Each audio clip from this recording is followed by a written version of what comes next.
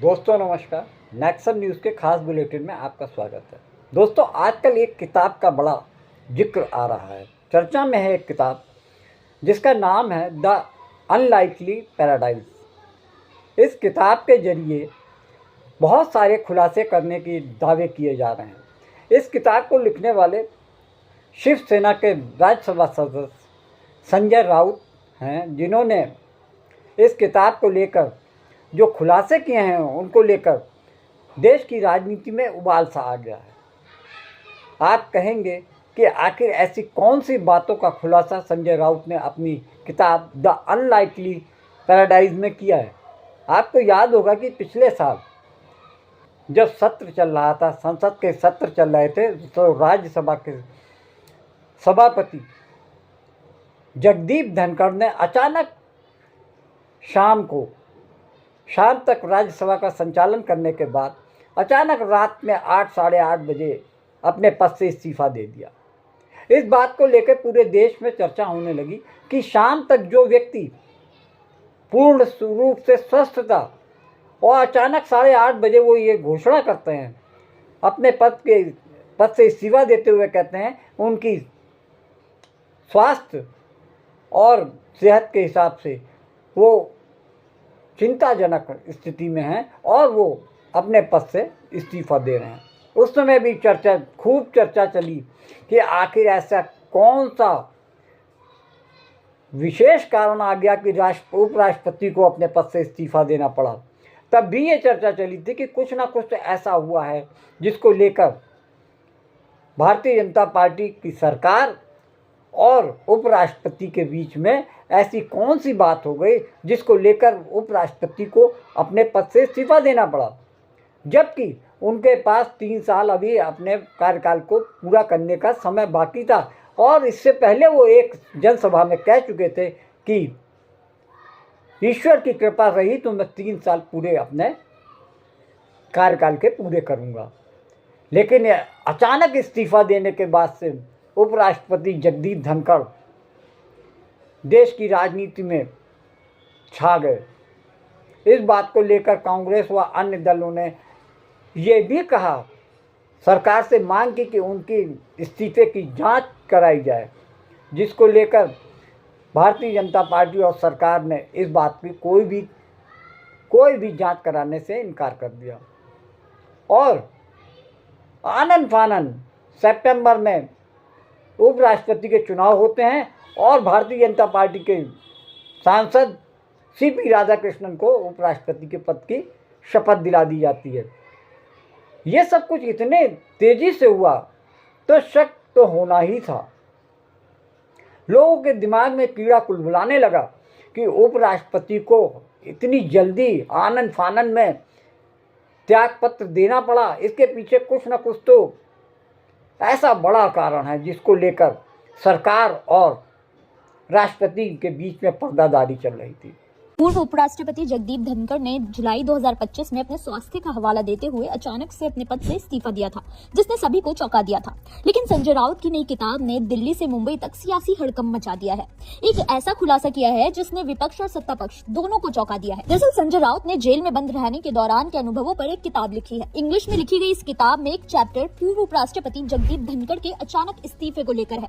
आपको बता दें कि संजय राउत का सबसे बड़ा दावा यह है कि जगदीप धनखड़ ने 2025 में दबाव के चलते पद छोड़ा था। राउत के मुताबिक ईडी ने कथित तौर पर एक फाइल तैयार की थी जिसे धनखड़ के सामने तब रखा गया जब उन्होंने सरकार के खिलाफ स्वतंत्र राजनीतिक रुख अपनाने के संकेत दिए थे। हालांकि इन दावों की आधिकारिक पुष्टि नहीं हुई है, लेकिन इस तरह के आरोप सियासत में एजेंसियों की भूमिका पर गंभीर सवाल जरूर खड़े करते हैं। किताब में यह भी कहा गया है कि जयपुर स्थित धनखड़ के घर की बिक्री और विदेश में मनी ट्रांसफर को लेकर अफवाहों के आधार पर जांच एजेंसियों ने दबाव बनाने की कोशिश की थी। संजय राउत के इन दावों में कितनी सच्चाई है, इसकी पुष्टि तो अभी नहीं हुई है। देखा जाए तो इन सभी दावों का राजनीतिक महत्व काफी गहरा है। अगर किसी भी स्तर पर जांच एजेंसियों के राजनीतिक इस्तेमाल की बात सही साबित होती है तो संस्थाओं की निष्पक्षता पर सवाल उठेंगे और राजनीतिक संतुलन बिगड़ सकता है।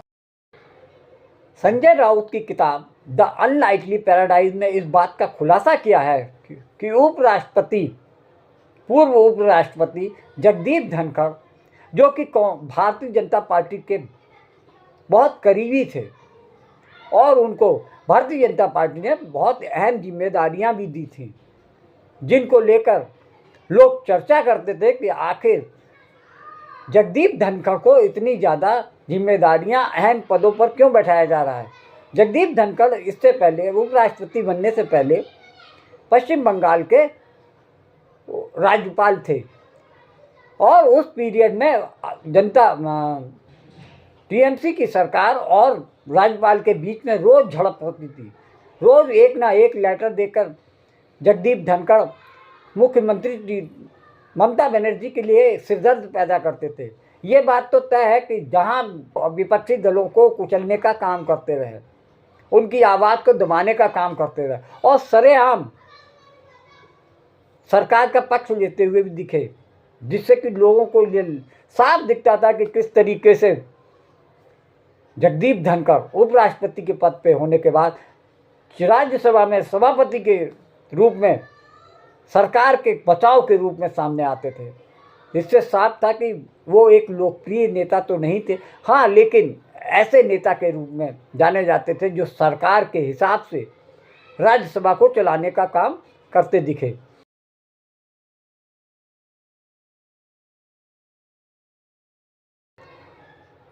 संजय राउत ने, शिवसेना के सांसद संजय राउत ने अपनी किताब में इस बात का खुलासा किया है कि उपराष्ट्रपति और मोदी शाह के बीच में कुछ तो गड़बड़ था, जिसकी वजह से उपराष्ट्रपति गाए बगाए सरकार और भारतीय जनता पार्टी के खिलाफ में बयानबाजी करने से चूकते नहीं थे।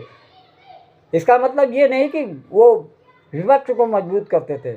उपराष्ट्रपति के पद पर बैठे हुए जगदीप धनखड़ ने सुप्रीम कोर्ट पर भी ऐसे ऐसे विवादित बयान दिए जिससे कि हर देश में हर कोई सोचने लगा है कि सुप्रीम कोर्ट पर ऐसे बयान कैसे उपराष्ट्रपति दे सकते हैं। उन्होंने सुप्रीम कोर्ट को तो सुपर संसद की परिभाषा देते हुए कहा कि कानून बनाने और हटाने की जिम्मेदारी संसद की होती है। सुप्रीम कोर्ट संसद के कार्यों में अड़चन डाल रहा है, ये बहुत गलत बात है। लेकिन के इशारे पर जगदीप धनखड़ को मजबूरीवश उनको चेताया गया, धमकाया गया, तब जाकर उन्होंने अपने पद से इस्तीफा दिया। इस बात का खुलासा संजय राउत ने अपनी किताब द अनलाइकली पैराडाइज में किया है। इस खुलासे से पूरे देश की राजनीति में एक उबाल सा आ गया है और केंद्र सरकार की जो मंशा होती है उसके खिलाफ में अब जमकर इस बात को उछाला जा रहा है कि केंद्र सरकार मौका परस्त है और अपने ही नेता को हटाने या बर्बाद करने में उनको कोई भी देर नहीं लगती। इसका जीता जागता नमूना जिस तरीके से जगदीप धनखड़ के मामले में सामने आया है कि एक उपराष्ट्रपति को सरकार ने दबाव डलवाकर उनसे इस्तीफा मांगा, ये बहुत ही शर्मनाक बात है। और ये इतिहास में पहली बार ऐसा हुआ है कि संवैधानिक पद पर बैठे, उच्च पद पर बैठे एक उपराष्ट्रपति को किस तरीके से दूध में से मक्खी की तरह निकालकर सरकार ने बाहर कर दिया। वैसे तो आप ये जानिए कि मोदी शाह और जाटों के बीच में बहुत ज़्यादा अच्छे संबंध नहीं है, या यूँ कह सकते हैं कि 36 का आंकड़ा रहता है। ताज़ा मामला जगदीप धनखड़ का मामला सामने आया है, जिन्हें राष्ट्रपति के पद से हटाने के लिए सरकार ने उन पर बेजा दबाव बनाया और उनका इस्तीफा मांगा। इसके अलावा केंद्र सरकार के इशारे पर उनके खिलाफ में ईडी ने एक मामला दर्ज किया और उसकी इन्वेस्टिगेशन शुरू कर दी।